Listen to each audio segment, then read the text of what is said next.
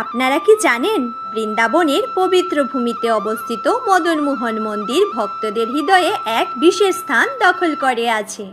অনেক বছর আগে ছিল সনাতন গোস্বামী বৃন্দাবনে বসবাস করতেন। তিনি খুবই সরল জীবনযাপন করতেন এবং প্রতিদিন ভগবান শ্রীকৃষ্ণের সেবা করতেন।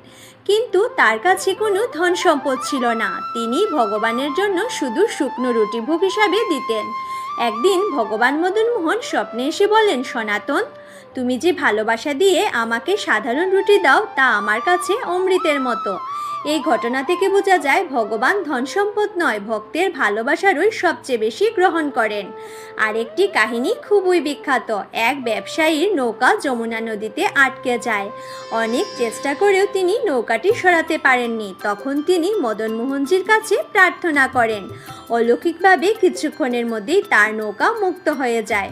ভক্তির শক্তিতে অভিভূত হয়ে সেই ব্যবসায়ী কৃতজ্ঞতা স্বরূপ এই মন্দির নির্মাণে সাহায্য করেন।